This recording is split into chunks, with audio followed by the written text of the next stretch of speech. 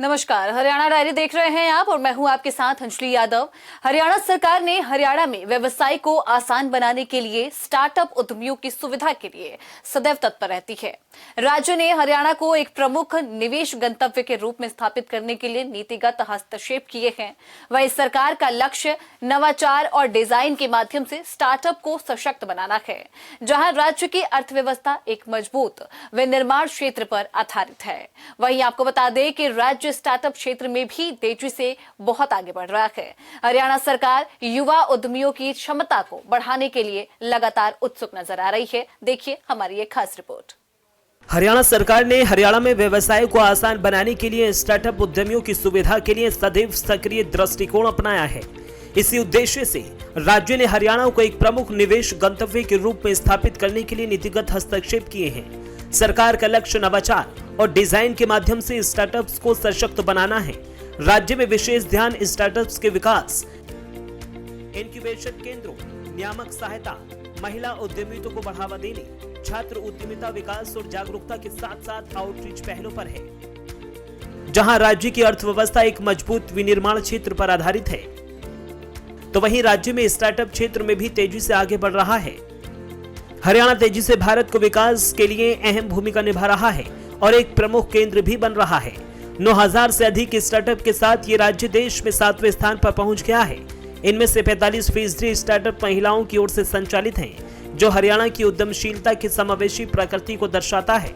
Urban company, Lenskart, policy बाजार और MobiKwik जैसी 19 यूनिकॉर्न कंपनियों की उत्पत्ति हरियाणा से हुई है। हरियाणा का गुरुग्राम स्टार्टअप का गढ़ है, लेकिन अब छोटे शहरों में भी नवाचार की लहर देखने को मिल रही है।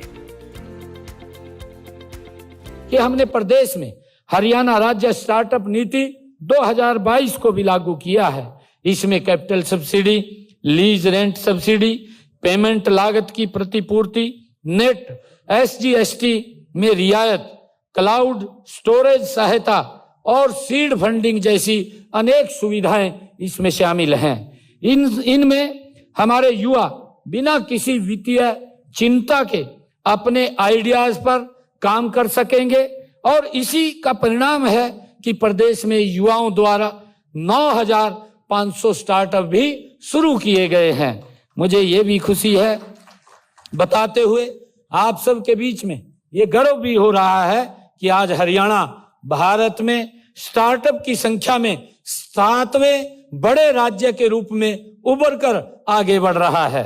इससे भी अधिक खुशी की बात यह है कि इसमें लगभग 50% महिला हमारी स्टार्टअप संस्थापक हैं। ये हमारे लिए और भी बहुत गर्व की बात है। यह हमारी बेटियों की बढ़ती शक्ति का ये प्रतीक है। हमने अगले चरण में स्टार्टअप में महिलाओं की भागीदारी ये बढ़ा करके 60% करने का लक्ष्य हमारी सरकार ने रखा है। गुरुग्राम स्टार्टअप गतिविधियों का केंद्र है, लेकिन अंबाला में 318 स्टार्टअप, हिसार में 313, पानीपत 264, पंचकुला में 295 और झज्जर में 116 जैसे छोटे शहरों में भी स्टार्टअप की संख्या तेजी से बढ़ रही है। यहाँ तक कि नूह जैसे क्षेत्रों में भी 8 स्टार्टअप स्थापित हो चुके हैं।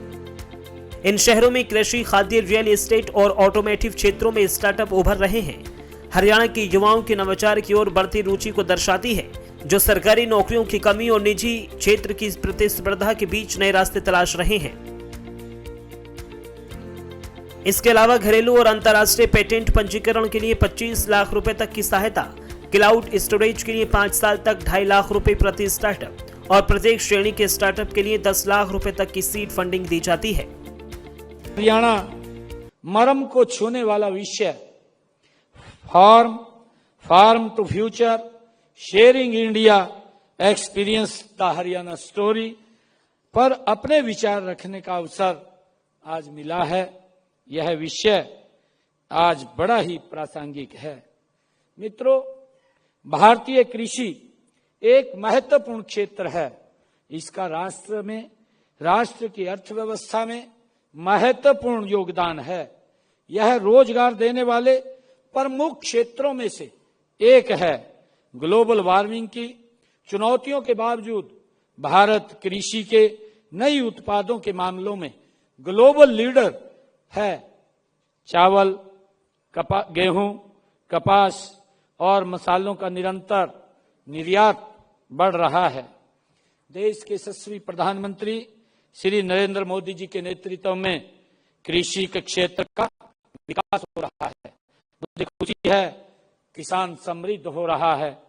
आज देश के कृषि क्षेत्र में उत्पादन बढ़ाने, संसाधनों के प्रबंधन और बाजार की पहुंच के लिए तकनीकी और नवाचार पर बल दिया जा रहा है। कुरुक्षेत्र में कृषि स्टार्टअप के लिए एआई टूल्स का उपयोग कर पौधों की बीमारियों का पता लगाने और उनके समाधान देने का भी काम शुरू किया गया है। उनके द्वारा बनाए गए नैनो तकनीक आधारित कीटनाशक सुरक्षित और प्रभावी हैं, जो किसानों के उत्पादन को बढ़ाने में मदद करते हैं। हरियाणा सरकार की स्टार्टअप योजनाओं में फंडिंग के लिए आवेदन किया है और उन्हें अच्छा रिस्पांस भी मिल रहा है। गुरुग्राम में मेडिकल क्षेत्र के अनुभव ने उन्हें इस दिशा में बिजनेस शुरू करने के लिए प्रेरित किया है। उनकी कंपनी कई प्रकार के मेडिकल डिवाइस बनाती है और निर्यात की योजना भी बना रही है। गुरुग्राम की रणनीतिक स्थिति और स्थानीय कंपनियों की उपस्थिति ने व्यवसाय को बढ़ाने में महत्वपूर्ण भूमिका निभाई है। Bureau report, prime news.